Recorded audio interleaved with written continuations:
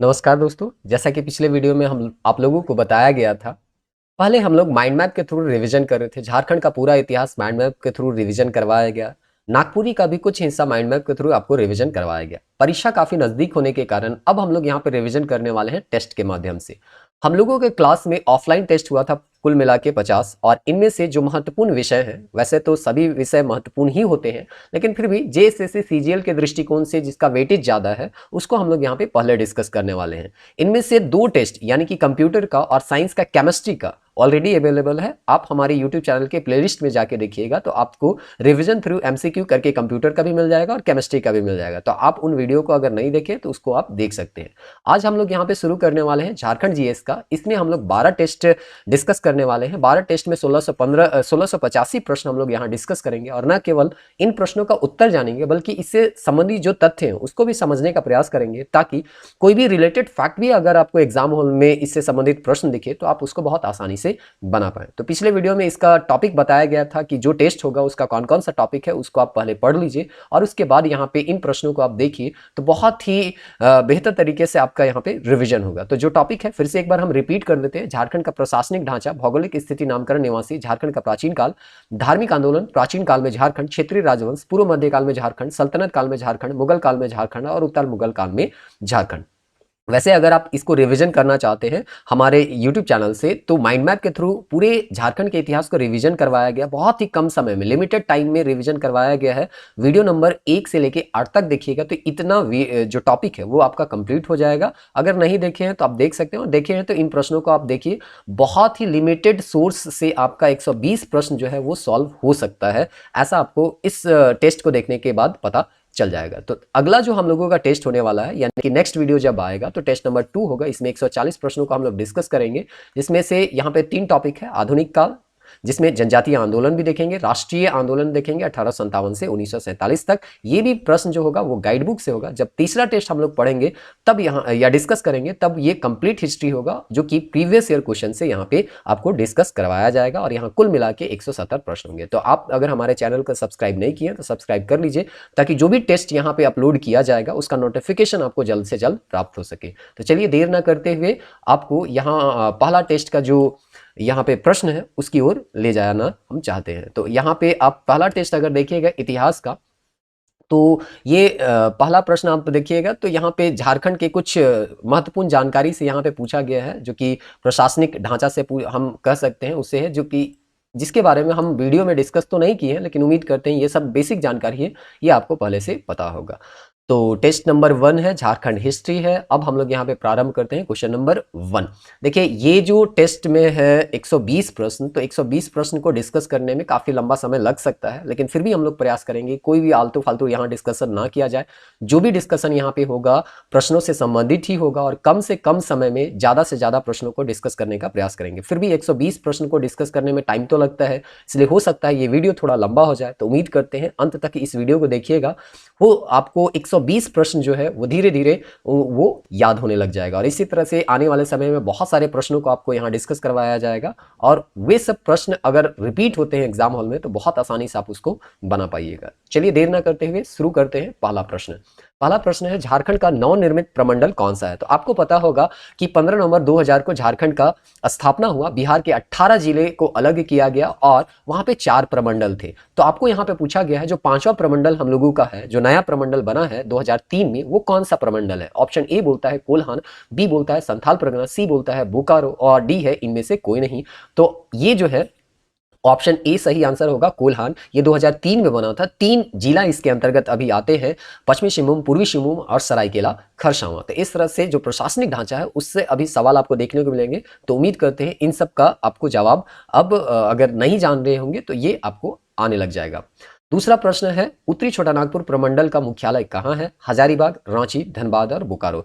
तो आपको जितने भी प्रमंडल है, 5 प्रमंडल है, पांचों प्रमंडल का मुख्यालय याद होना चाहिए कि पांचों प्रमंडल का मुख्यालय कहाँ है। तो जैसे कि आपको उत्तरी छोटानागपुर का जो प्रमंडल है उसका मुख्यालय अगर देखिएगा तो हजारीबाग है। उसी तरह से दक्षिणी छोटानागपुर का देखिएगा तो रांची है। पलामू का मेदिनीनगर आपको देखने को मिल जाएगा। अगर संथाल परगना में जाए तो दुमका है, और कोल्हान है तो वहां पे चाईबासा इसका मुख्यालय है। तो इस तरह से पांचों प्रमंडल का आपको मुख्यालय मुख्यालय याद होना चाहिए, इससे संबंधित प्रश्न आपको एक आध दो प्रश्न एग्जाम में देखने को मिल सकते हैं। अगला प्रश्न है संथाल परगना प्रमंडल का मुख्यालय कहाँ है? तो अभी आपको बताया गया ऑप्शन ए इसका सही आंसर होगा, दुमका है। कुल्हान प्रमंडल का मुख्यालय कहाँ है? जमशेदपुर, चक्रधरपुर, चाईबासा, घाटशिला। अभी इसको हम तुरंत बताएं, चाईबासा है। प्रमंडल का सर्वोच्च पदाधिकारी कौन होता है? मुख्य सचिव, आयुक्त, उपायुक्त, इनमें से कोई नहीं। तो मुख्य सचिव तो राज्य में हेड होते हैं। आयुक्त, देखिए प्रमंडल को कमिश्नरी क्षेत्र बोलते हैं, तो इसका जो हेड होता है वो कमिश्नर ही होता है, जिसको हम लोग आयुक्त बोलते हैं। और उपायुक्त होता है डेप्यूटी कमिश्नर, यानी कि ये जिलाधिकारी होते हैं, ये जिला के प्रमुख होते हैं। तो इस तरह से उपायुक्त नहीं होगा, इसका आंसर होगा आयुक्त। अगला प्रश्न है, जैसे कि आपको बताया गया 15 नवंबर 2000 को जब झारखंड बनता है तो 18 जिले बनते हैं, उसके बाद 6 नए जिले यहाँ पे बनते हैं, और इस तरह से हम लोग का टोटल जो है वो 24 जिला आपको अभी वर्तमान समय में झारखंड राज्य में देखने को मिलेगा। तो यहाँ पे बोला गया है कि राज्य गठन के बाद 6 नए जो जिले बने हैं वो कौन कौन से जिले। देखिए चारों ऑप्शन पढ़ने में काफी लेंदी हो जाएगा, इसीलिए हम डायरेक्ट इसका आंसर बता देते हैं। आपका ऑप्शन डी है, जिसमें लातेहार, सिमडेगा, जामताड़ा, सरायकेला खरसावां, खूंटी और रामगढ़ है। तो यहाँ पे लातेहार जो बनेगा, सिमडेगा, जामताड़ा और सरायकेला खरसावां, ये चारों जो बनते हैं वो 2001 में बनते हैं। इसका डेट जो है एक ही महीना में है, 1 अप्रैल है। ये 1 अप्रैल में बनता है, ये जो है 4 अप्रैल में बनेगा, उसके बाद ये 26 अप्रैल है, और ये जो सरायकेला खरसावां है वो आपका 30 अप्रैल में इसका निर्माण होता है। दूसरा चीज यहाँ पे देखेंगे खूंटी और रामगढ़, तो ये दोनों बना था 2007 में, 2007 में बना था। अब ये भी पूछता है कभी कभी कि लातेहार किससे अलग होकर बना है, तो लातेहार जो है वो पलामू से अलग होकर बना है, सिमडेगा गुमला से अलग होकर बना है, जामताड़ा अगर देखिएगा तो दुमका से अलग होकर बना है, सरायकेला खरसावां जो है पश्चिमी सिंहभूम से अलग होकर बना है, खूंटी है रांची से अलग होकर बना है, और रामगढ़ जो है वो हजारीबाग से अलग होकर बना है। तो इस तरह के प्रश्न जो है आपको देखने को मिलेंगे, अगर नहीं भी है तो भी इन सब तथ्यों को आपको याद होना चाहिए, क्योंकि हो सकता है एग्जाम में इस तरह के प्रश्न आपको देखने को मिल जाए। अगला प्रश्न देखते हैं, यहाँ पे थोड़ा सा इसको मिटाते हैं हम। सिमडेगा जिला का निर्माण किस जिला से अलग करके किया गया था? तो अभी आपको बताया गया सिमडेगा किससे अलग हुआ है, तो ये गुमला से अलग हुआ है, ना कि रांची, लातेहार और खूंटी से हुआ है। तो इस तरह से इसका आंसर हो जाएगा डी, गुमला।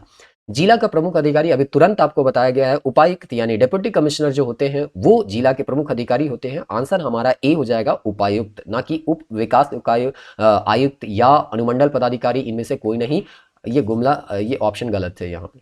चलिए उसके बाद है 9 में है, झारखंड क्षेत्र का सर्वप्रथम उल्लेख कहाँ हुआ है? तो हम लोगों का झारखंड का उल्लेख अलग अलग साहित्य में किया गया है, जिसको माइंड मैप में हम डिस्कस भी किए थे। सभी साहित्य में कौन कौन सा नाम मिला है इसके बारे में आपको बताया भी गया था। तो यहाँ पे ऑप्शन दिया है सतपथ ब्राह्मण, एतेरी ब्राह्मण, गोपद ब्राह्मण, तैतरीय ब्राह्मण। तो इसका आंसर है एतेरी ब्राह्मण, पुंड्र नाम से इसका उल्लेख हुआ है, जो कि अगला प्रश्न भी आपको देखने को मिलेगा। तो आंसर आपको पहले से पता चल गया। एतिर ब्राह्मण में झारखंड क्षेत्र का उल्लेख किस नाम से मिलता है? पुंड्र नाम से मिलता है, और इस तरह से इसका आंसर हो जाएगा ऑप्शन ए, पुंड्र। वायु पुराण में झारखंड को किस नाम से संबोधित किया गया है? देखिए कई साहित्य है जिसमें झारखंड को अलग अलग नाम से पुकारा गया है। ये थोड़ा कंफ्यूजन हो सकता है क्योंकि ये फैक्ट है, इसलिए इसको बार बार आपको रिपीट करना है। जो बाकी ऑप्शन है उसको भी जानना है कि ये किस साहित्य में इनका उल्लेख हुआ है। तो चलिए इसका सबसे पहले तो सही आंसर देख लेते हैं। वायु पुराण में जो झारखंड का नाम का उल्लेख हुआ है उसको हम लोग बोलते हैं मुरंड। देखिए मुरुंड जो है वो समुद्रगुप्त में उल्लेख हुआ है, मुंडल जो है टॉलमी बोलते हैं, और कीकट प्रदेश जो है वो भागवत पुराण में इसका उल्लेख हुआ है। तो इस तरह से ये बाकी जो ऑप्शन है उसको भी आपको याद करना है। विष्णु पुराण में झारखंड को क्या कहा गया है? तो विष्णु पुराण में झारखंड को मुरुंड, मुंड और मुंडल या मुरंड कहा गया है। तो ऑप्शन बी होगा, मुंड कहा गया। मुरुंड अभी आपको बताया गया समुद्रगुप्त के प्रयाग प्रशस्ति में कहा गया है। मुंडल टॉलमी कहते हैं, और मुरंड जो है वो आपका वायु पुराण में हुआ है, ना कि विष्णु पुराण में हुआ है। महाभारत के दिग्विजय पर्व में झारखंड क्षेत्र की चर्चा किस नाम से मिलती है? पुंडरिक देश, पशुभूमि, क्योंकि यहां से युद्ध के लिए हाथी वगैरह भी लेके जाया जाता था, इसलिए पुंडरिक देश या पशुभूमि के नाम से इसको जाना जाता है। पुंडरिक नाग के ही वंशज थे फनी मुकुट राय, तो इसलिए हो सकता है पुंडरिक नाग के नाम से भी इनको जाना, पुंडरिक देश के नाम से जाना जाता था। तो इस तरह से ऑप्शन ए इसका सही आंसर हो जाएगा। मुंड, मुंडल, मुरंड जो है ये इसका आंसर नहीं होगा। जैसे कि आपको बताया गया मुंड किस में उल्लेख किया गया है? विष्णु पुराण में। इसको आपको याद रखना है, बार बार रिपीट करते हुए इसको याद करना है, ताकि इस तरह के जो तथ्य हैं वो एग्जाम में कभी भी आपको कंफ्यूजन पैदा ना करे। और मुरंड जो है वो वायु पुराण में उल्लेख किया गया है। चलिए अब डायरेक्ट हम आपको आंसर बताते हैं, इस तथ्य को आप बार बार रिपीट करके इसको याद करने का प्रयास कीजिएगा। टॉलमी द्वारा झारखंड को किस शब्द से संबंधित किया गया? तो मुंडल जो शब्द है वो टॉलमी के द्वारा दिया गया था और इसलिए इसका आंसर सही हो जाएगा ऑप्शन सी मुंडल। फाहियान द्वारा झारखंड की चर्चा किस नाम से किया गया? तो पुंडरीक देश मुंडल नहीं बल्कि कुकुट लाड जो है वो फाहियान के द्वारा किया गया था। ये चंद्रगुप्त द्वितीय के काल में आए थे, जिसको विक्रमादित्य के नाम से भी हम लोग जानते हैं। चंद्रगुप्त विक्रमादित्य के काल में ये आए हुए थे और झारखंड को कुकुट लाड के नाम से पुकारे थे। क्वेश्चन नंबर 16 देखते हैं, वेनसांग झारखंड के किस शब्द का प्रयोग किया था? तो कीलोनासो फालानस जो है वो शब्द का प्रयोग किए थे वेनसांग। और वेनसांग के बारे में आपको और भी पता होगा कि हर्षवर्धन के साथ ये राजमहल में संथाल परगना के क्षेत्र में ये मिले थे और वेनसांग जो है संथाल परगना को किनचिंग काइलो के नाम से भी पुकारे थे। तो ये तथ्य को भी आप याद रखिएगा, हो सकता है कहीं आपको ये पूछा जाए कि वेनसांग संथाल परगना को किस नाम से पुकारे, तो किनचिंग काइलो। और संथाल परगना का ही प्राचीन नाम था नरीखंड या कांगचुत, जो कि आने वाले प्रश्नों में आपको दिखेगा, तो वहां पे हम लोग इसको और एक बार रिपीट कर लेंगे। तो क्वेश्चन नंबर 17 है, उसको देखते हैं। मलिक मोहम्मद जैसी की किस ग्रंथ में झारखंड शब्द का उल्लेख हुआ था? एक पिक्चर आया था पद्मावती, जो कि मलिक मोहम्मद जैसी के पद्मावत किताब से संबंधित था या उसी से लिया गया था। तो वो आपको बताना है कि इसी पद्मावत किताब में झारखंड शब्द का भी उल्लेख हुआ है। तो आंसर इसका हो जाएगा सी ऑप्शन पद्मावत, ना कि प्रेम सूत्र, ना ही अभिज्ञान शाकुंतलम और ना ही कुकुट लाड। अगला प्रश्न है, क्वेश्चन नंबर 18 है, झारखंड शब्द का सर्वप्रथम उल्लेख कब किया गया? 8वीं शताब्दी में, 11वीं शताब्दी में, 13वीं शताब्दी में, 15वीं शताब्दी में? तो देखिए इसका सही आंसर हो जाएगा ऑप्शन सी 13वीं शताब्दी में। देखिए उड़ीसा का एक राजा थे जिसका नाम था जय सिंह, और ये जय सिंह देव जो है अपने आप को झारखंड का एक तरह से कहिए आपका यहाँ पे राजा घोषित करते हैं और ताम्रपत्र में इनका जो है सबसे पहली बार उल्लेख हुआ था झारखंड शब्द का। यानी झारखंड को अलग अलग नाम में तो बहुत सारे साहित्य में जाना गया, लेकिन झारखंड को झारखंड जो कहा गया वो 13वीं शताब्दी के ताम्रपत्र में ही उल्लेख किया गया, जिसमें राजा जय सिंह यहाँ के शासक यानी यहाँ का राजा अपने आप को घोषित करते हैं। चलिए अगला प्रश्न देखते हैं, आईने अकबरी झारखंड को क्या कहता है? तो मुगल काल में झारखंड को अलग अलग नामों से जाना जाता था। तो यहाँ पे पूछा गया है आईने अकबरी जो है उस किताब में झारखंड को किस नाम से जाना गया है? चलिए हम ऑप्शन देखते हैं। पहला ऑप्शन है कोकरा या खंखरा, दूसरा ऑप्शन है खोखरा, तीसरा ऑप्शन है झारखंड और चौथा ऑप्शन है खुखरा या कुकरा। तो इसका सही आंसर हो जाएगा कोकरा या खंखरा। आईने अकबरी में झारखंड को कोकरा या खंखरा के नाम से ही उल्लेख किया गया है। अगला प्रश्न देखते हैं, क्वेश्चन नंबर 20 है, समुद्रगुप्त के प्रयाग प्रशस्ति में झारखंड को किस नाम से संबोधित किया गया है? पुंडरीक देश, मुंड, मुंडल और मुरुंड। तो आपको बताया गया था अभी तुरंत कि मुरुंड जो है वो समुद्रगुप्त के प्रयाग प्रशस्ति में यहाँ पे उल्लेख किया गया है और इस तरह से समुद्रगुप्त के काल में झारखंड को मुरुंड नाम के देश, मुरुंड देश के नाम से जाना जाता था।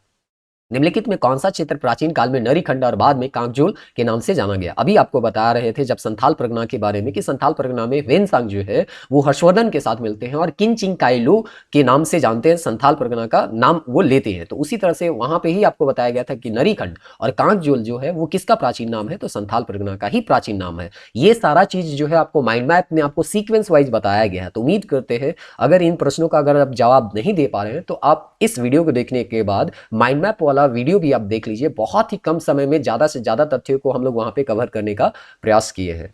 चलिए क्वेश्चन नंबर 22 देखते हैं, पूर्व मध्यकालीन साहित्य में झारखंड को क्या कहा गया है? तो पूर्व मध्यकालीन साहित्य हम लोग मान के चलते हैं हर्षवर्धन की मृत्यु के बाद, लेकिन हम यहाँ पे जो मोहम्मद बिन कासिम है उसका आक्रमण का डेट देखेंगे 712 से लेके 1206 का काल जो होता है उसको हम लोग मोटा मोटी पूर्व मध्यकाल के अंतर्गत रखते हैं। तो इस समय झारखंड को किस नाम से जाना जाता था? तो पशुभूमि, कलिंग देश, मरुभूमि और बंजर भूमि। तो देखिए मरुभूमि बंजर भूमि तो नहीं होगा, पशुभूमि तो महाभारत काल में जाना जाता था। तो एक ऑप्शन आपका बच जाता है कलिंग देश, और इस तरह से कलिंग के अंतर्गत उड़ीसा आता था और आता है बल्कि, और इसी के अंतर्गत झारखंड को भी रखा गया था। ऐसे भी अभी हम देखें झारखंड उड़ीसा का एक शासक था जय सिंह देव, वो अपने आप को झारखंड का शासक घोषित किया था और उसी के ताम्रपत्र में झारखंड का प्रथम बार झारखंड नाम से या इसी झारखंड शब्द का उल्लेख हुआ था। इसीलिए तो झारखंड जब अलग होता है तो इसका वनांचल नाम न रख के इसका झारखंड नाम रखा जाता है। तो इस तरह से इसका आंसर हो जाएगा ऑप्शन बी, कलिंग देश। क्वेश्चन नंबर 23 देखते हैं, निम्न में से किसके दोहे में झारखंड शब्द का उल्लेख हुआ? तो देखिए अभी पद्मावती जो मलिक मोहम्मद जैसे के द्वारा लिखा गया था उनके ग्रंथ में झारखंड का उल्लेख झारखंड शब्द के तौर पे किया गया। तो और भी किनके दोहे में किया गया है झारखंड शब्द का उल्लेख? तो वो चीज हम देखते हैं, कबीरदास, सूरदास, कालिदास, इनमें से कोई नहीं। तो इसका सही आंसर हो जाएगा कबीरदास। कबीरदास के दोहे में झारखंड शब्द का उल्लेख हमको देखने को मिलता है, इसे आंसर इसका कबीरदास होगा। क्वेश्चन नंबर 24 देखते हैं, रांची जिला का प्राचीन नाम क्या था? कोकरा, कर्कखंड, चुटिया नागपुर और वेलकंसनगंज या किशनपुर। देखिए रांची के नाम वेलकंसनगंज या किशनपुर और चुटिया नागपुर या छोटा नागपुर के नाम से भी जानते हैं, कोकरा के नाम से भी हम जान सकते हैं थोड़ा बहुत, लेकिन जो प्राचीन सबसे प्राचीन नाम जो है वो है कर्कखंड, और इसीलिए इसका आंसर ऑप्शन बी हो जाएगा कर्कखंड। हजारीबाग जिले के किस स्थल से आदि मानव द्वारा निर्मित चित्र मिले हैं? आदि मानव यानी कि प्राग ऐतिहासिक काल, जिसमें लिखने का कोई साधन नहीं था, या हम उस समय के इतिहास के बारे में कोई लिखित साधन हम जानने के लिए कोई लिखित साधन नहीं है। हम उस समय के पुरातात्विक जो अवशेष है, उस समय के चित्रकारी है, जो बर्तन मिले हुए हैं, उसी के माध्यम से उस समय का इतिहास जानते हैं। और इस तरह का सबसे एक अच्छा एग्जाम्पल आपको देखने को मिलेगा इसको में, जो कि हजारीबाग में है। वहां पे आप जाइएगा तो एक गुफा है, वहां पे कई प्रकार की चित्रकारी देखने को मिलते हैं, और इन चित्रकारी के माध्यम से ही हम जानते हैं उस समय के जीवन शैली को। और इस तरह से इसका सही आंसर हो जाएगा आपका इसको, जो कि हजारीबाग में है। इसी तरह का और भी कई प्रागैतिहासिक गुफा जो है वो झारखंड के अलग अलग जिलों में देखने को मिलेंगे, जिसमें कुछ प्रश्न जो है आपको सेकंड नंबर यानी कि 26 क्वेश्चन में आपको देखने को मिलेगा। निम्न में से किस स्थल से प्रागैतिहासिक काल के दुर्लभ शैल चित्र एवं प्रकृति की गुफाएं प्राप्त करते हैं? प्रागैतिहासिक हम लोग उसी को कहते हैं जिसमें कोई लिखित स्रोत हम लोगों के पास नहीं होता है, जानने का केवल माध्यम जो होता है वो पुरातात्विक अवशेष ही होता है, जो उस समय के बर्तन थे, चित्रकारी थे, इसी के माध्यम से हम इतिहास को जानते हैं, उसी को प्रागैतिहासिक काल कहते हैं। तो भवनाथपुर का जो गढ़वा में है, वहां पे भी आपको कई गुफाएं ऐसे देखने को मिलते हैं जिसमें शैल चित्रकारी या उस समय के बहुत सारे दुर्लभ कुछ कुछ पुरातात्विक अवशेष मिले हैं, इसके माध्यम से हम उस समय के इतिहास को जानने का प्रयास करते हैं। अगला प्रश्न है, पलामू जिले के किस स्थल से जैनियों के पूजा स्थल मिले हैं? क्वेश्चन नंबर 27 है।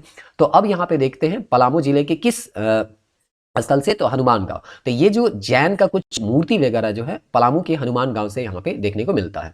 कंसाई नदी के तट पर स्थित बौद्ध स्थल बुद्धपुर में निम्नलिखित में से कौन सा मंदिर है? कल्याणेश्वरी मंदिर, छिन्नमस्तिका मंदिर, बुद्धेश्वर मंदिर और बैजनाथ मंदिर। तो इस तरह से इसका सही आंसर इसी से नाम से मिलता जुलता है, बुद्धपुर है, बुद्धेश्वर है जो कि धनबाद में है, याद रखिएगा ये धनबाद में बुद्धेश्वर मंदिर है जो कि बौद्ध स्थल है, यानी कि बौद्ध धर्म से ये संबंधित है। चलिए नेक्स्ट प्रश्न की ओर बढ़ते हैं। रांची के जोना जलप्रपात, गुमला जिले के कटुंगा ग्राम, जमशेदपुर के भूला तथा धनबाद के ईचागढ़ स्थान से किसकी मूर्तियां मिली? मतलब ये 3-4 जगह आपको दिया गया है, पूछा गया है, इसमें बुद्ध की, महावीर की, पार्श्वनाथ की या राम की मूर्ति मिली है, तो इसका सही आंसर है बुद्ध की। रांची का जोना प्रपात जो है उसमें काफी फेमस है, इसके बारे में जरूर आप लोगों ने किताब में पढ़ा होगा, और इसके बारे में आपको बताया भी गया है माइंड मैप के थ्रू, जब रिविजन करवाया जा रहा था उसमें भी थोड़ा आपको यहाँ पे कुछ कुछ हम बताने का प्रयास किए हैं। क्वेश्चन नंबर 30 देखते हैं, झारखंड के किस स्थल को जैन धर्म का मक्का कहा जाता है? यानी कि सबसे पवित्र जगह माना जाता है जैनियों के लिए, झारखंड का वह कौन सा स्थान है? तो ये तो बहुत ही आसान है, पारसनाथ है, गिरिडीह में है, और ना कि रजरप्पा, देवघर और बगोदर, कोई नहीं होगा, इसका सही आंसर हो जाएगा पारसनाथ।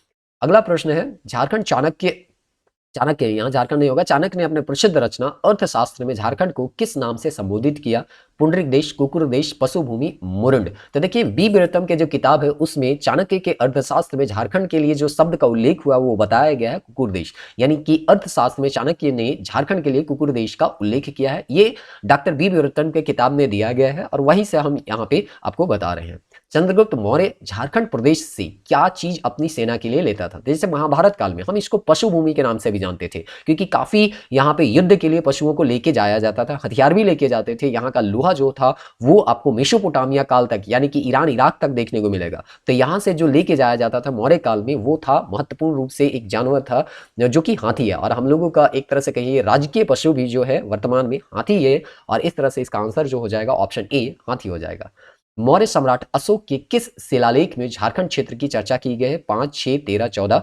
तो शिलालेख 13 जो है उसमें आठविक प्रदेश के बारे में चर्चा किया जाता है राजा अशोक के द्वारा झारखंड के बारे में, और यहाँ पे आठविक प्रदेश में शासन करने के लिए कुछ अधिकारी को भी यहाँ पे भेजा गया था। एक दूसरा है पृथक शिलालेख 2 है, जो कि आपको यहाँ पे बताता है, यहाँ पे अगर आप पढ़िएगा, किताब में पढ़े होंगे या माइंड मैप के थ्रू जो रिवीजन करवाया गया था उस वीडियो को देखे होंगे, तो वहाँ पे बताए थे, वहाँ पे भी बताया गया है कि यहाँ की जो जनजाति है मेरे धर्म का आचरण करना चाहिए, ऐसा करके वहाँ पे लिखवाए थे। तो इस तरह से पृथक शिलालेख 2 और शिलालेख 13 इन दोनों में झारखंड के बारे में या यहाँ के बारे में उल्लेख हुआ है, और इस तरह से हमको ये पता चलता है कि अशोक के काल में यानी मौर्य काल में भी झारखंड का अपना एक अलग ही अस्तित्व था, और इस तरह से ये जानकारी का एक प्रमुख स्रोत है। अगला प्रश्न देखते हैं। क्वेश्चन नंबर 34 है, अशोक ने शिलालेख 13 में झारखंड क्षेत्र की चर्चा किस नाम से की है? आठविक प्रदेश, कर्कखंड, अखड़ा भूमि, इनमें से कोई नहीं, नन ऑफ दीज। तो यहाँ पे ऑप्शन अभी आपको बताया गया, आठविक प्रदेश के नाम से यहाँ पे उल्लेख किया गया है और इस तरह से इसका आंसर जो हो जाएगा ऑप्शन ए यानी कि आठविक प्रदेश होगा। क्वेश्चन नंबर 35 है, झारखंड क्षेत्र में बौद्ध धर्म के प्रचार हेतु अशोक ने एक धर्म अधिकारी भेजा था जिसका नाम क्या था? तो देखिए, धर्म प्रचार के लिए धम्म प्रचार, यहाँ धम्म होना चाहिए, ज्यादा बेहतर होता धम्म, लेकिन फिर भी ठीक है, धम्म यहाँ धर्म भी लिखा है तो कोई दिक्कत नहीं है। तो धम्म प्रचार के लिए एक अधिकारी को यहाँ पे भेजा गया था, उस अधिकारी का नाम आपको बताना है। नाम यहाँ पे दिया है नागसेन, राहुल, संघमित्रा या रक्षित। तो इसका सही आंसर हो जाएगा रक्षित। देखिए, रक्षित के अलावा भी यहाँ शासन करने के लिए कई अधिकारी को भेजा गया था, जिसमें एक आठवीं थी, फिर वनाध्यक्ष वनपाल हो गया, फिर नागाध्यक्ष नागपाल हो गया। इस तरह से यहाँ पे आपको कई अधिकारी झारखंड में देखने को मिलेंगे जो कि अशोक के द्वारा यहाँ पे भेजे गए थे। झारखंड में कनिष्क के बारे में हम जाने होंगे, कुषाण वंश के सबसे महत्वपूर्ण राजा में से एक है। इन्हीं के द्वारा आपका शक संवत जो है वो प्रारंभ किया गया था 78 एडी से। तो इस तरह से यहाँ पे आपका इनका शासन काल यहाँ पे रहा है। तो देखिए, जो कुषाण वंश का सबसे महानतम राजा था उसके समय के सिक्के कहाँ से प्राप्त हुए हैं? रांची, सिमुम, ए और बी दोनों स्थानों से।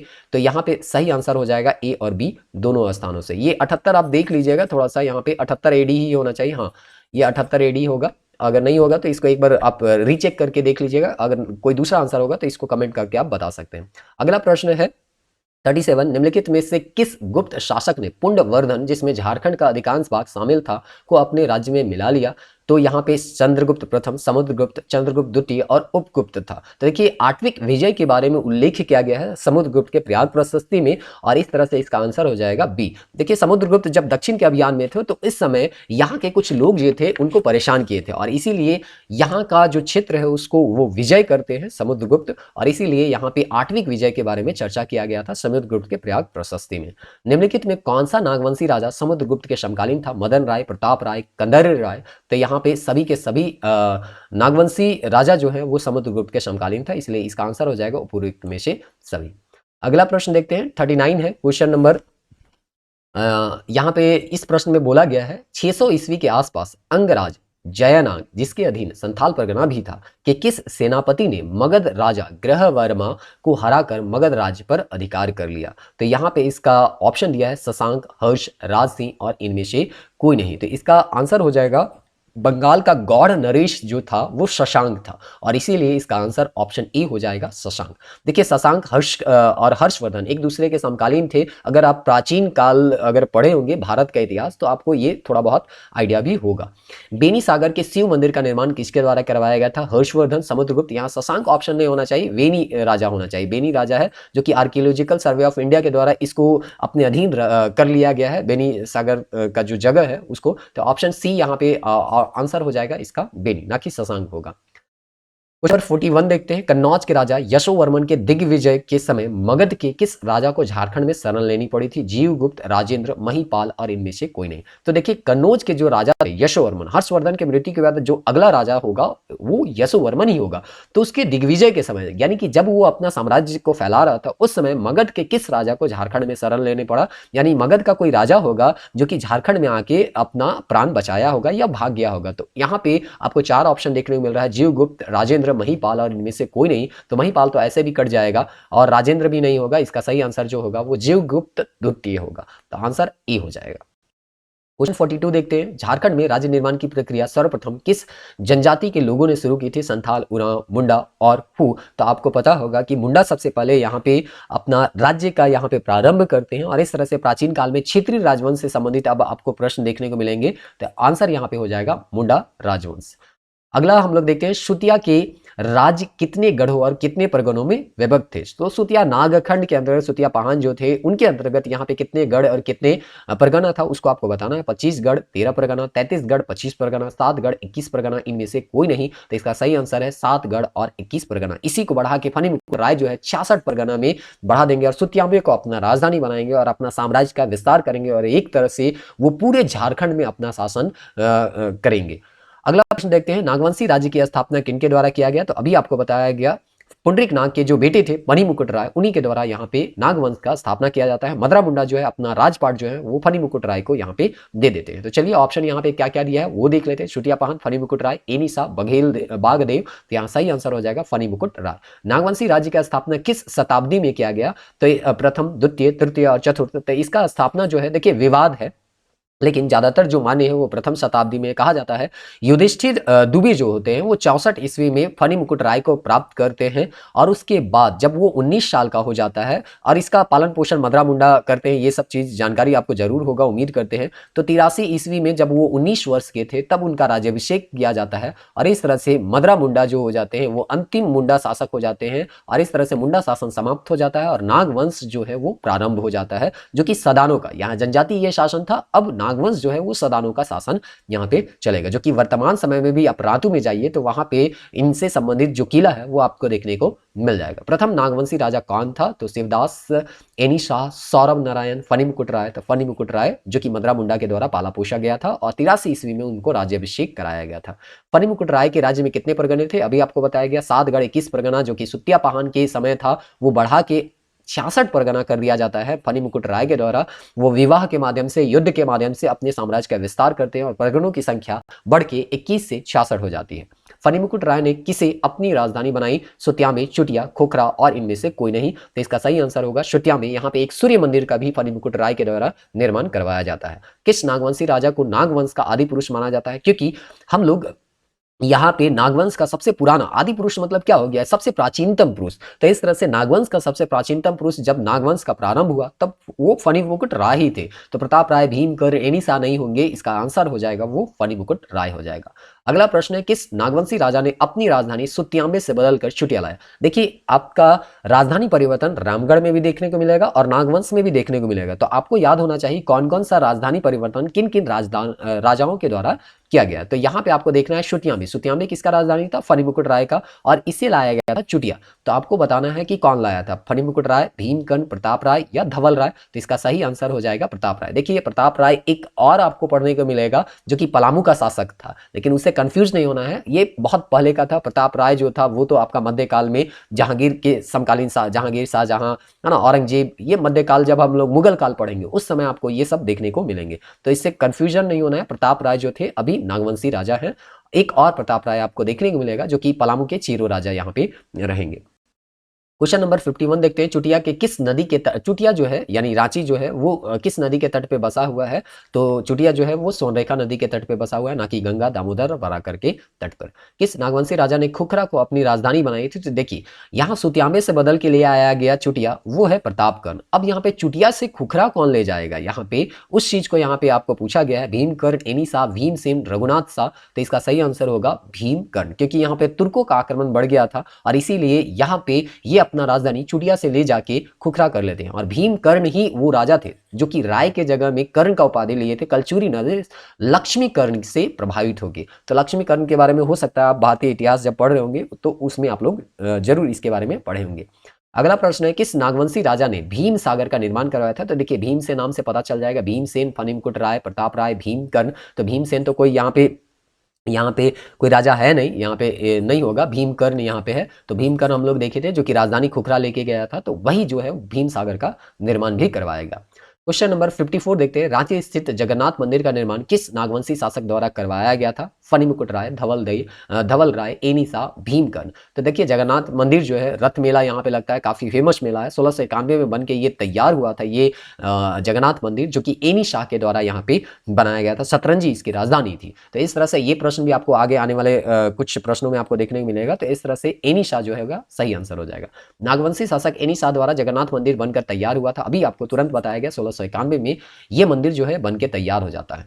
56 क्वेश्चन नंबर है, फणिमुकुट राय किस वंश से संबंधित है? हर्यक वंश, मौर्य वंश, गुप्त वंश और नागवंश। तो यहाँ पे फणिमुकुट राय ये बहुत आसान है, नागवंश से संबंधित है। किस नागवंशी राजा ने दोइशा को अपनी राजधानी बनाया है? तो देखिए दोइशा में अगर आप पढ़िएगा तो देता है दोइशा, यहाँ पे डोइसा या दोइसा जो भी है, तो यहाँ पे राजधानी बनाया गया था दोइशा को। तो आप पढ़े होंगे जहांगीर जो है दुर्जन साल को यहाँ पे पकड़ के ले जाते हैं, उसके बाद ग्वालियर किला में 12 साल तक रखते हैं और उसके बाद 1627 में उसको रिहा कर देते हैं।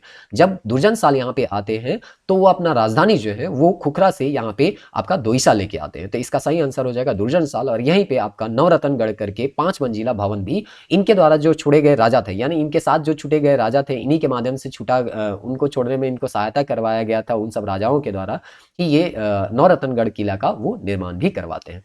क्वेश्चन नंबर 58 है, निम्नलिखित में किस नागवंशी शासक ने पालकोट को अपनी राजधानी बनाई? तो देखिए यहाँ पे दुर्जन साल के द्वारा दोइशा बनाया गया, दोइशा के बाद पालकोट ले गया गया। तो पालकोट मुकुट राय, यदुनाथ शाह, हरि राय, उदय राय में कौन ले गए थे? तो यदुनाथ शाह जो है वो राजधानी खुखरा दोइशा से नागवंश का राजधानी पालकोट ले गए। फिर पालकोट भैरव भी है जो कि बहुत कम जगह देखने को मिलता है। फिर रातूगढ़ जो अंतिम राजधानी हुआ, जो कि वर्तमान में अभी अगर आप रातू जाइएगा तो नागवंशियों का जो किला है वो अभी भी आपको देखने को मिलेगा। तो इस तरह से यहाँ पे अगला प्रश्न इसी से संबंधित है, किस शासक के समय नागवंश का राजधानी रातूगढ़ थी? तो प्रताप उदयनाथ सहदेव, यही सही आंसर है आपका, प्रताप उदयनाथ सहदेव। इन्हीं के द्वारा जो है पालकोट भैरव एक बार गया था, उससे राजधानी ले गए के ये रातूगढ़ यहाँ पे पहुंचते हैं। तो इस तरह से अंतिम जो राजधानी है नागवंशियों का वो रातूगढ़ ही है। अगला प्रश्न देखते हैं, नागवंशी राजाओं की राजधानी का सही क्रम आपको बताना है। सही क्रम आपका ए है, सुतियांबे जो है वो फनी मुकुट राय के द्वारा ले जाया जाएगा, चुटिया जो है वो प्रताप राय के द्वारा, फिर भीमकर्ण के द्वारा खुखरा ले जाया जाएगा, दुर्जन साल के द्वारा दोइशा होगा, पालकोट जो होगा यदुनाथ शाह के द्वारा, रातुर जो होगा वो प्रताप उदयनाथ सहदेव के द्वारा। तो इस तरह से ये सीक्वेंस भी आपको याद रखना है और हर एक राजधानी परिवर्तन किन के द्वारा किया गया वो भी याद रखिएगा, क्योंकि झारखंड के संदर्भ में नागवंश काफी इंपॉर्टेंट हो जाता है। तो चलिए अब हम लोग यहाँ पे आधा प्रश्न यानी कि 120 में से आपका 60 प्रश्न जो है हम लोग डिस्कस कर चुके हैं। आप अभी तक इस वीडियो को देख रहे हैं तो उम्मीद करते हैं आने वाले वीडियो को भी आप जरूर देखिएगा, अंत तक देखिए। परीक्षा काफी नजदीक है, अगर आप टाइम वेस्ट कीजिएगा तो आपका ही घाटा होगा। अगर आप इन प्रश्नों को जानते हैं पहले से तो कोई दिक्कत नहीं है, आप इस वीडियो को स्किप कर सकते हैं। लेकिन अगर आपको कुछ लग रहा है, कुछ नया जानने को मिल रहा है, तो जरूर इस वीडियो को आप अंत तक देखिए। चलिए क्वेश्चन नंबर 61 देखते हैं। यहाँ पे बोलता है हपामुनि मंदिर जो कि घाघरा महामाया मंदिर माया मंदिर यहाँ पे उसको जानते हैं घाघरा में है, का निर्माण किस नागवंशी राजा के द्वारा किया गया था? प्रताप राय, गंजगट राय, भीमकर्ण या संजीव सहदेव? तो देखिए इसका निर्माण जो है 22वां नागवंशी राजा जो है गंजगट राय जो थे उनके द्वारा करवाया गया था। और उनका जो महामाया मंदिर है, इसको महामाया हपामुनि का महामाया मंदिर के नाम से इसको जानते हैं। इनके गुरु का नाम था गुरु हरिनाथ। तो इस तरह से आपको इनके गुरु का नाम को भी थोड़ा बहुत याद रखना है, क्योंकि यही गुरु जो थे उन्हीं से प्रभावित होकर गंजगट राय जो थे वो हपामुनि में महामाया मंदिर का निर्माण करवाते हैं, जिसको कोल विद्रोह के दौरान नष्ट भी किया गया था। ऐसा कहानी वगैरह आप लोग जरूर पढ़े होंगे। क्वेश्चन नंबर 32 है, किस नागवंशी राजा ने स्वर्ण रेखा नदी के समीप सतरंजी में अपनी राजधानी बताई? जब एनीसा के बारे में बताया जा रहा था, जगन्नाथ मंदिर 1691 में जब बना था, तो उस समय आप बताए थे कि यहाँ सतरंजी को वो अपना राजधानी बनाएगा, और इस तरह से इसका सही आंसर हो जाएगा ऑप्शन सी यानी कि एनीसा।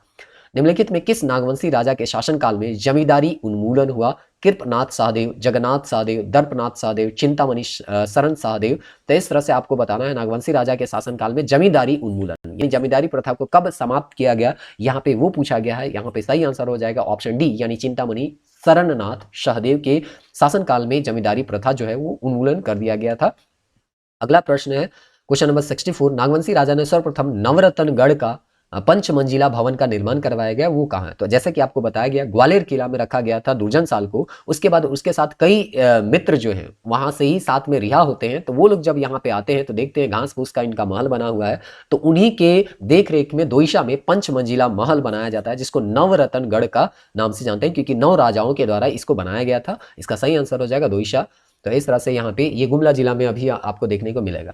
दोइसा में किस नागवंशी राजा ने नवलगढ़, नवरत्नगढ़ को ही बोल रहा है, नवलगढ़ राजप्रसाद का निर्माण करवाया था? तो दुर्जन साल के समय हुआ था। आंसर इसका दुर्जन साल ही होगा। क्वेश्चन नंबर 66 देखते हैं, पलामू में प्रारंभ में किस राजवंश का आधिपत्य था? नागवंश, रक्षैल, सिंहवंश और चेरू? देखिए सबसे शुरुआत में अगर पलामू में देखिएगा तो रक्षैल राजवंश था। बरवा का जो लड़ाई होता है, याद कीजिएगा, अगर भीमकर्ण के बारे में आप पढ़े होंगे तो जरूर बरवा का लड़ाई का युद्ध हुआ होगा, जिसमें रक्षैल के साथ युद्ध होता है और वासुदेव का मूर्ति जो है भीमकर्ण इनको प्राप्त होता है। तो ये जो रक्सेल है अपने आप को राजपूत कहते थे और उसके बाद इन्हीं रक्सेलों को हटाया जाएगा चेरो वंश के द्वारा, जिसमें भगवंत राय या भागवत राय जो है वो विस्थापित करेंगे और इसके बाद यहाँ पे चेरो वंश का स्थापना किया जाएगा। तो प्राचीन काल में जो यहाँ पे राजवंश था पहले वो रक्सैल वंश था, ये चीज आपको याद होना चाहिए। रक्सैल वंश के लोग स्वयं को क्या कहते थे, अभी आपको बताया गया राजपूत कहते थे। रक्सैल वंश के लोग किसके द्वारा अपदस्थ यानी हटाए गए, तो अभी आपको बताया गया भगवंत राय या भागवत राय जो है विस्थापित करता है रक्सेल को और पलामू में जो अधिकार हो जाता है वो चेरों का हो जाता है। और चेरों का इतिहास काफी स्वर्ण युग कहा जाता है। मेदिनी राय जो कि उससे संबंधित अभी आने वाले समय में आपको प्रश्न भी देखने को मिलेंगे।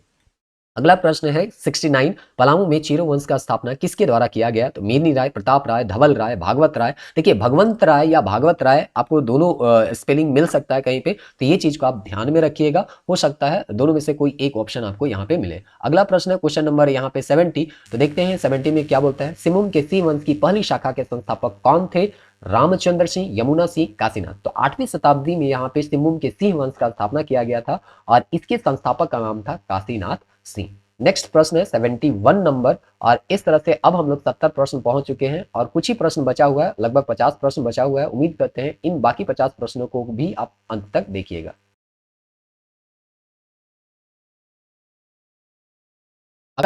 सिंह वंश की दूसरी शाखा के संस्थापक कौन है। देखिए सिमुम के सिंह वंश की दो शाखा आपको देखने को मिलेगा, एक 8वीं शताब्दी का और दूसरा है 13वीं शताब्दी का दूसरी शाखा। तो दूसरा शाखा का जो स्थापना होता है वो काशीराम सिंह, दत्त नारायण सिंह, अच्युत सिंह और विनय सिंह में करते हैं, दत्त नारायण सिंह, और डेट है इसका 1205। तो याद रखिएगा दूसरा शाखा जो होता है वो 1205 में स्थापना किया जाता है दत्त नारायण सिंह के द्वारा सिंह वंश का। अगला प्रश्न, निम्नलिखित में किसे पोराहाट जो कि उसकी राजधानी थी के सिंह राजाओं की भूमि कहा जाता है, सिमुम, मानभूम, वीरभूम और इनमें से कोई नहीं। तो बहुत आसान सा सवाल है, इसका ऑप्शन ए सही होगा, सिमुम। अगला प्रश्न है रामगढ़ राज्य की स्थापना कब एवं किसने की थी, तो पहला ऑप्शन ही सही है, 1368 में बागदेव सिंह के द्वारा रामगढ़ राज्य का स्थापना किया गया था। ये पहले नागवंश के अधीन काम करते थे, बाद में ये कर्णपुरा जाते हैं और उस आसपास का क्षेत्र को अपने अधीन करेंगे और उसके बाद वहां पे एक नया राजवंश का स्थापना करते हैं रामगढ़ राज्य का। इसी में आगे चल के हम लोग पढ़ेंगे तो मुकुंद जो सिंह था वो यहीं के राजा हुए, जो कि अंग्रेजों से काफी ज्यादा युद्ध किए थे, या अंग्रेजों के सबसे ज्यादा परेशान करने वाले जो थे वो मुकुंद सिंह ही थे। सबसे ज्यादा युद्ध जो हुआ था अंग्रेजों का वो मुकुंद सिंह ही हुआ के द्वारा ही किया गया था। अगला प्रश्न है 74 का, रामगढ़ राज्य के किस राजा ने अपनी राजधानी उर्दा से हटाकर बादाम स्थापित की। तो अब यहाँ पे जैसे कि नागवंश में आप राजधानी परिवर्तन पढ़े थे, उसी तरह से यहाँ पे भी आपको पढ़ना है कि उर्दा जो राजधानी थे उससे हटा के बादाम लाया गया। तो इसका ऑप्शन ए ही सही है, हेमंत सिंह। रामगढ़ राज्य के किस राजा ने अपनी राजधानी बादाम से हटाकर रामगढ़ लाया। तो देखिए बादाम से हटाकर रामगढ़ लाने वाले कौन थे, तेज सिंह, दलील सिंह, ब्रह्म नारायण सिंह या कामाख्या नारायण सिंह। तो इसका सही आंसर अगर आप देखिएगा तो इसका सही आंसर हो जाएगा दलील सिंह।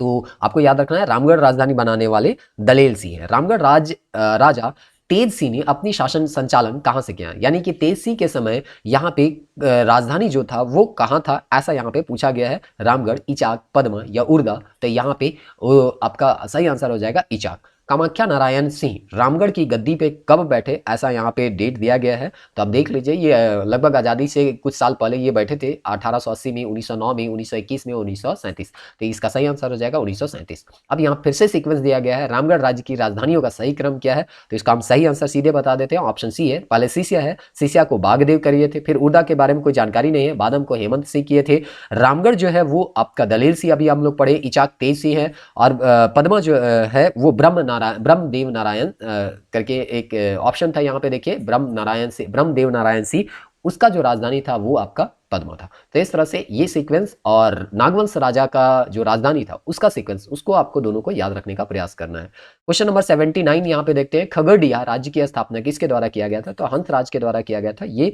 बहुत आसान सा सवाल है, इसको याद रखिएगा। मानभूम क्षेत्र का सर्वाधिक शक्तिशाली राज्य कौन है, तो मानभूम में पंचेत जो है वो सबसे शक्तिशाली था, और इस तरह से ऑप्शन सी जो होगा इसका सही आंसर हो जाएगा। क्वेश्चन 81 में है, निम्नलिखित में किस राज्य के राजा ने कपिला गाय की पूंछ को राज्य चिन्ह के रूप में स्वीकारा। तो देखिए जैसे फनी मुकुट राय में सांप जो है फन के माध्यम से फनी मुकुट राय का सुरक्षा प्रदान करते हैं, उसी तरह से यहाँ पे कपिला गाय यानी गाय जो है यहाँ के राजा को सुरक्षा प्रदान करती है, अपना दूध पिलाती है और उसके बाद उसको बड़ा करती है, फिर वहां के लोग उसको पालते हैं, पोसते हैं और एक किला बनाते हैं और फिर शासन चलता है। तो इसीलिए यहाँ पे कपिला गाय का पूंछ को यहाँ पे राज्य चिन्ह के रूप में यहाँ पे रखा गया है। और ये राजवंश किस राजवंश से संबंधित थे, तो पंचेत राजवंश से यहाँ पे संबंधित थे। नेक्स्ट प्रश्न को देखते हैं। क्वेश्चन नंबर 82 है, निम्नलिखित में से किस रियासत की राजधानी पलामूगढ़ औरंगा नदी के तट पे थी। अब यहाँ पे आपको पलामू का चेरो वंश से संबंधित प्रश्न देखने को मिल जाएगा, यानी अब हम लोग मध्यकाल की ओर अग्रसर हो रहे हैं, उससे संबंधित प्लस प्रश्न आपको देखने को मिलेगा। पुणे, सोनापुर और पलामू इनमें से कोई नहीं। तो हम जानते हैं पलामू का किला जो है सबसे महत्वपूर्ण है और वो किला जो है औरंगा नदी के तट पे ही बसा हुआ है।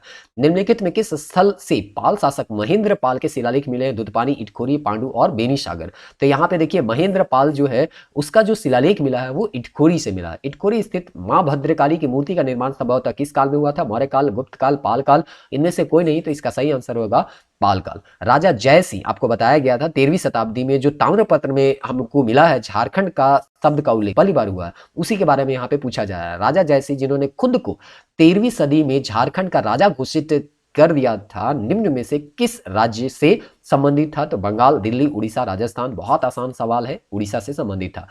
निम्नलिखित में किस शासक ने 1206 में नादिया यानी बंगाल पर आक्रमण झारखंड से होकर किया था। मोहम्मद गोरी, कुतुबुद्दीन ऐबक, बलबन और बख्तियार खिलजी। तो जब गोरी का देहांत हो जाता है तो कुतुबुद्दीन ऐबक और बख्तियार खिलजी ये दोनों भारत में शासन करते हैं, लेकिन बंगाल की ओर जो जाता है वो आपका खिलजी जाता है और उस समय सेन वंश के लक्ष्मण सेन जो है वहां पे राजा शासन कर रहे थे, उसी को ये पराजित करेगा और बख्तियार खिलजी का बंगाल में यहाँ पे कब्जा हो जाएगा। तो यहाँ आंसर जो होगा बख्तियार खिलजी होगा। ये कुतुबुद्दीन ऐबक उस समय बचा था, तो यहाँ का आंसर बंगाल के बारे में पूछा गया, तो बंगाल का आंसर जो हो जाएगा वो बख्तियार खिलजी होगा। यही जाते हुए विक्रमशिला विश्वविद्यालय सबको ये नष्ट भ्रष्ट करते हुए वो गया था। तो इस तरह से यहाँ पे आपका आंसर जो होगा ऑप्शन डी हो जाएगा।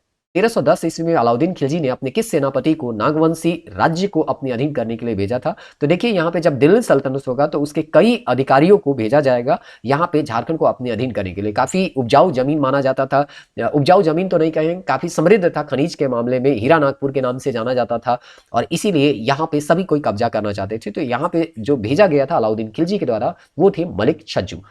ऑप्शन अच्छा, क्वेश्चन नंबर 88 जो है उसको देखते हैं। अलाउद्दीन खिलजी का सेनापति मलिक कफूर जब दक्षिण भारत के विजय के लिए निकला तो वह किस राज्य से होकर गुजरा। तो देखिए अलाउद्दीन खिलजी का मलिक कफूर दक्षिण का अभियान जो है मलिक कफूर के द्वारा ही किया जाता है। अलाउद्दीन खिलजी के द्वारा का जो सेनापति था, और जब बोलता है कि जब वो यहाँ दक्षिण के अभियान के लिए जा रहा था तो वो कहाँ से गुजरा था। तो ये झारखंड से संबंधित सवाल है, तो यहाँ पे भले कहीं गया होगा लेकिन झारखंड तो आया ही होगा। तो ऑप्शन डी इसका सही आंसर हो जाएगा। क्वेश्चन नंबर 89 है, मोहम्मद बिन तुगलक ने निम्नलिखित में किसे सदगावा का शासक नियुक्त किया गया था। तो मोहम्मद बिन तुगलक, जिसको हम लोग पागल शासक के नाम से भी इसको बहुत कोई जानते हैं, तो इस तरह से ये जो है दाऊद खां, अब्दुल्ला खां, शेर खां, हजीउद्दीन आजमुल मुल्क करके हैं, इसी को यहाँ पे ये सदगावा का शासक यहाँ पे ये नियुक्त करते हैं। ऑप्शन डी इसका सही आंसर हो जाएगा। चलिए उसके बाद यहाँ पे हम लोग अगला क्वेश्चन देखते हैं। तुगलक काल के किस सिपाह सालार ने हजारीबाग के चाई किला को जीतकर फतेह खाना दौला के हवाले कर दिया था। मलिक बया, खवास खां, शहबाज खां, इनमें से कोई नहीं। तो तुगलक काल में यहाँ पे जो आएंगे मलिक बया आएंगे, ये मोहम्मद बिन तुगलक के द्वारा ही भेजे जाएंगे। अगला है फिरोज शाह तुगलक ने हजारीबाग के किस क्षेत्र को बंगाल के शासक शमशुद्दीन शाह से जीतकर उसे बंगाल की राजधानी बनाया। तो बरही, बड़का गांव, पदमा या सदगांव है। तो इसका सही आंसर हो जाएगा सदगांव हो जाएगा। चलिए तारीख फिरोज शाही के अनुसार फिरोज शाह तुगलक ने झारखंड के क्षेत्र से होकर बंगाल के विरुद्ध कितनी बार आक्रमण किया। तो ये छोटा मोटा किताब आपको तारीख फिरोज शाही जो किताब है उसमें हमको पता चलता है कि वो बंगाल जा रहा था, तो 2 बार आक्रमण किया था, झारखंड से होते हुए वो बंगाल गया था। तो इसका आंसर हो जाएगा ऑप्शन बी यानी कि 2। उड़ीसा के किस शासक ने आक्रमण कर संथाल परगना तथा छोटा नागपुर के एक बड़े हिस्से पर अधिकार कर लिया। तो उड़ीसा के एक शासक थे कपिलेंद्र, गजपति कहा जाता था। तो इस तरह से ये यहाँ पे शासन करेंगे और मतलब आक्रमण करेंगे और यहाँ पे कुछ हिस्सा पे अपना शासन भी करेंगे। झारखंड के वैष्णव मत के प्रचार का श्रेय किसको दिया जाता है। सूरदास, कालिदास, कबीरदास, चैतन्य महाप्रभु। देखिए यहाँ चैतन्य महाप्रभु होगा। ये इस समय अगर देखिएगा तो नागवंशी राजा जो थे इस समय छत्रकर्ण थे, उसी के समकालीन ये थी, उसी समय ये यहाँ पे आए थे, मथुरा जा रहे थे, लेकिन यहाँ पे यहाँ का संस्कृति देखते हैं तो लगभग मथुरा के जैसा ही उनको दिखता है और इसीलिए वो यहीं ही रुक जाते हैं कुछ दिनों के लिए, फिर बाद में मथुरा जाते थे। अगला है 95, बंगाल के प्रसिद्ध वैष्णव गायक संत चैतन्य महाप्रभु कहाँ जाते समय झारखंड आए थे। अभी आपको बताया गया मथुरा जाते समय झारखंड आए थे। चैतन्य महाप्रभु पंच परगना क्षेत्र में रुके, उस समय इस क्षेत्र में किस वंश का शासन था। तो उस समय नागवंश का शासन था। ठीक है दूसरा भी है, लेकिन हम लोग छत्रकर्ण के समकालीन थे, यहाँ पे ही रुके थे, इसलिए यहाँ पे नागवंश सबसे बेहतर ऑप्शन आपका हो सकता है। खानदेश के किस शासक को इतिहासकारों ने झारखंडी सुल्तान की उपाधि दी। यहाँ पे आक्रमण किए थे और इस तरह से आदिल शाह द्वितीय जो है यहाँ पे उपाधि इनको दिया जाता है झारखंडी सुल्तान को। तो इस तरह से आंसर जो होगा आदिल शाह द्वितीय। देखिए आदिल शाह प्रथम भी ऑप्शन में गया है, तो इसलिए ध्यान में रखिएगा प्रथम नहीं है, यहाँ पे आदिल शाह द्वितीय जो है इसका सही आंसर होने वाला है। चलिए क्वेश्चन नंबर 98 देखते हैं। अब लगभग समाप्ति की ओर ही हम लोग पहुंच गए हैं। उम्मीद करते हैं आप अंत तक इस वीडियो को आप देख ही लीजिएगा। झारखंड में मुस्लिम प्रवेश का मार्ग प्रशस्त करने का श्रेय किसे दिया जाता है? बाबर, हुमायूं, शेरशाह, इनमें से कोई नहीं। तो देखिए शेरशाह जो है उसको परेशान कर रहा था महारथ चेरो, और ये शेरशाह जो था वो युद्ध में व्यस्त था हुमायूं के साथ, तो पहले खवास खां को भेजेगा और महाराज चेरो को यहाँ परास्त करेगा। तो एक तरह से कहिए कि यहाँ पे मुस्लिमों का मार्ग का जो प्रशस्त करता है झारखंड में, वो शेरशाह का ही नाम दिया जाता है, शेरशाह सूरी का ही नाम दिया जाता है। शेरशाह ने बंगाल पर अधिकार के क्रम में झारखंड के किस रास्ते का उपयोग किया? तेलियागढ़ी, बगुदर और सरिया और बरही। इसका सही आंसर हो जाएगा आपका तेलियागढ़ी। तो इस तरह से आंसर रहा तेलियागढ़ी, यहाँ पे हो जाएगा। क्वेश्चन 100 यहाँ पे अगर हम देखें तो 1538 में शेरशाह ने अपने सेनापति खवास खां को किस चेरो राजा के विरुद्ध सैनिक कार्रवाई के लिए भेजा था? तो यहाँ महारथ चेरो जो है उनके खिलाफ भेजा गया था। श्याम सुंदर नाम का एक हाथी भी था, सिद्ध हाथी था कहा जाता है, उसको प्राप्त करना इनका मुख्य उद्देश्य था। पता नहीं था कि नहीं था, लेकिन प्रशासनिक कारण से तो वो जरूर यहाँ पे क्या किए थे, आक्रमण किए थे। चलिए अगला प्रश्न देखते हैं। क्वेश्चन नंबर 101 है, मुगल शासक अकबर ने कब झारखंड को अपना करदाता बनाया? तो देखिए 1585 में मधुकरण शाह को यहाँ पे उठा के ले गया। मधुकरण सिंह था एक्चुअली, यहाँ नागवंशी राजा अगर देखिएगा तो मधुकरण यहाँ पे सिंह थे। जब इनको शहबाज खां कम्बू उठा के ले जाता है, यानी मुगल दरबार में ले जाता है, तब बाद में इसको उपाधि दिया जाता है शाह का, और वापस भेजा जाता है और बोला जाता है कि अब जो टैक्स है वो रेगुलर आप पेड कीजिए, आपको किसी तरह का कोई परेशानी नहीं किया जाता है। तो इस तरह से 1585 वह डेट है जिसको हम मान सकते हैं कि अकबर के अधीन आ चुका था झारखंड। अकबर के ने 1585 में किसके नेतृत्व में नागवंशी शासक मधुकरण शाह, यहाँ मधुकरण होगा, मधुकरण शाह के विरुद्ध विजय प्राप्त करने हेतु सेना भेजी थी? हिदायत अली, शहबाज खां, मान सिंह, मलिक वया। तो अभी आपको बताया गया शहबाज खां कम्बू को ही भेजा गया था, वही पकड़ के मधुकरण सिंह को लेके जाता है, और उसके बाद मधुकरण सिंह जो है वो शाह बन जाते हैं और अकबर का अधीनता स्वीकार कर लेते हैं। 1592 में अकबर के राज प्रतिनिधि मान सिंह ने झारखंड के किस स्थान को बंगाल की राजधानी बनाई है? बहुत ही इंपॉर्टेंट क्वेश्चन है। तो मान सिंह के द्वारा या राजमहल को यहाँ पे राजधानी बनाया गया था। 103 प्रश्न का सही जवाब होगा ऑप्शन ए, यानी कि राजमहल। अगला प्रश्न देखते हैं। क्वेश्चन नंबर 104 है, यहाँ बोलता है झारखंड के किस राजा ने उड़ीसा के अफगान शासक कुतुलुग खां के विरुद्ध के अभियान में मान सिंह का साथ दिया था?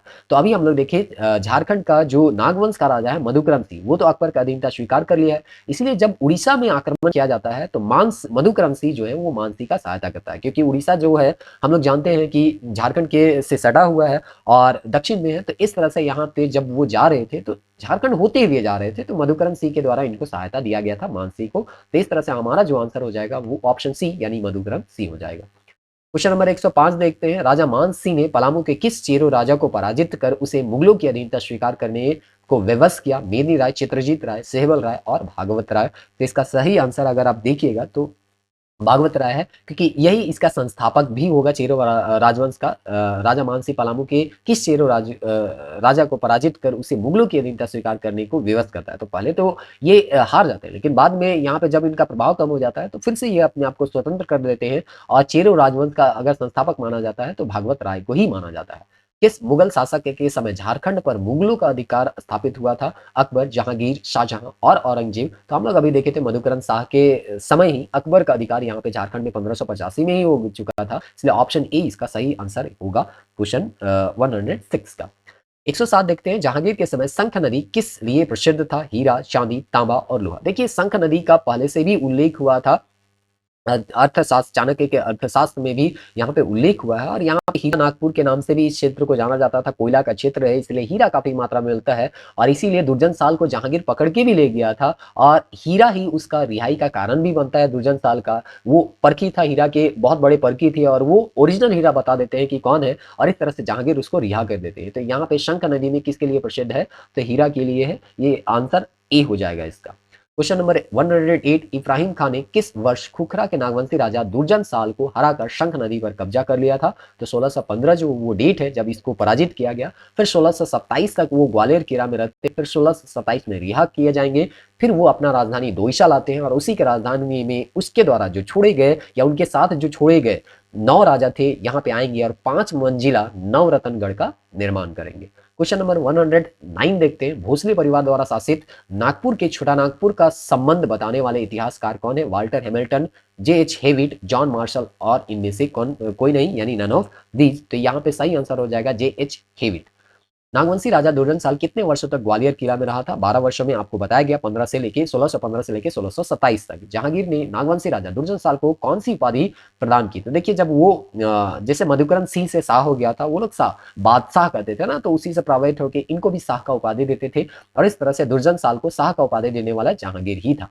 निम्नलिखित में कौन सा चीरो राजा जहांगीर के समकालीन था? अनंत राय, सहबल राय, मिनी राय, ए और बी दोनों। तो देखिए, जहांगीर के समकालीन अनंत राय भी थी और सहबल राय के बारे में कहा जाता है, यानी आंसर हमारा डी हो जाएगा, क्योंकि ये दोनों है, तो ऑप्शन डी यहाँ पे हम लोगों का सही आंसर हो जाएगा। कहा जाता है जहांगीर के समय में सहबल राय को पकड़ा गया था और बाघ के सामने, भूखे बाघ के सामने सहबल राय को छोड़ दिया गया था। अब ये कथन कितना सही है गलत है ये तो इतिहासकार ही जाने, लेकिन इतना हमको पता चलता है कि पलामू के चेरूर वंश का और मुगलों का संबंध बेहतर तो नहीं ही था। क्वेश्चन नंबर 113 देखते हैं। बिहार के सूबेदार सरबुलंद खान ने 1717 में किस नागवंशी राजा पर आक्रमण किया था? इनिसा, यदुनाथ शाह, दुर्जनशाल और इनमें से कोई नहीं, यानी नन ऑफ दीज। तो इस समय राजा थे यदुनाथ शाह, और इसीलिए ये अपना राजधानी बदल के बाद में पालकोट ले जाते हैं। तो यहाँ पे आपका दोईशा राजधानी था, बाद में यदुनाथ शाह के द्वारा ही चेंज कर दिया जाता है नागवंशी राजधानी को, और यहाँ पे नया राजधानी जो बनता है वो पालकोट बनता है। 114 देखते हैं। 1644 की संधि के अनुसार किस चेरो राजा को मुगलों की मनसबदारी दी गई थी? तो 1644 का घटना यहाँ पे दिया गया है। यहाँ मुगल का मनसबदारी किसको दिया जाएगा? ये पूछा गया है प्रताप राय। देखिए, प्रताप राय का गृह युद्ध, अगर इसको डिटेल में पढ़े होंगे तो यहाँ पे गृह युद्ध चल रहा था, आपस में ही परिवार के लोग राजगद्दी के लिए लड़ रहे थे। अंतिम में ये संधि करेगा, और संधि करने के बाद प्रताप राय जो है वो राजा बन जाएगा, और इस तरह से यहाँ पे इसका सही आंसर जो हो जाएगा वो प्रताप राय ही हो जाएगा। अगला हम लोग यहाँ पे देखते हैं, औरंगजेब के शासनकाल में नागवंशी राजा कौन था? प्रतापकर्ण, आनंद राय, गंजगट राय और रघुनाथ शाह। तो यहाँ पे नागवंशी राजा दिया है और औरंगजेब का काल दिया गया है। तो औरंगजेब के काल में कौन नागवंशी राजा है वो आपको बनाना है। तो यहाँ आंसर जो हो जाएगा वो रघुनाथ शाह हो जाएगा। औरंगजेब के शासनकाल में चेरो राजा कौन थे? दरिया राय, तेज राय, मेदिनी राय। मेदिनी राय काफी इंपॉर्टेंट है, ऑप्शन सी हो जाएगा यहाँ पे मेदिनी राय। इसी को न्यायसी राजा या कहा जाता है, इनके शासनकाल को चेरो शासन का स्वर्ण युग कहा जाता है, जिससे संबंधित नेक्स्ट प्रश्न भी आपको अभी देखने को मिलेगा, क्योंकि ये जो है औरंगजेब से पराजित तो हुए थे, लेकिन पूर्णतः पराजित नहीं हुए। बाद में चेरो में या पलामू में चेरों का ही अधिकार रहा, और नया किला का भी निर्माण जो करवाते हैं वो मेदिनी राय के द्वारा ही करवाया जाता है। तो 117 और 118 इसी से संबंधित है। इसका आंसर आप बहुत आसानी से जान पाइएगा। किस चेरो राजा को न्यायसी राजा कहा जाता था? तो मेदिनी राय काफी न्यायप्रिय राजा थे। किसके शासनकाल को चेरो शासन का स्वर्ण युग कहा जाता है? तो इसका भी सही आंसर हो जाएगा मेदिनी राय। 119 देखते हैं। अब समाप्त हो गया। चेरो परंपरा के अनुसार पलामू के किस चेरो राजा ने रघुनाथ शाह के समय दोईसी, यहाँ दोईसी नहीं होगा दोईशा होगा, पर आक्रमण किया? तो आपका इसका सही आंसर पता होगा। मेदिनी राय जो है यहाँ पे आक्रमण करते हैं चेरो के।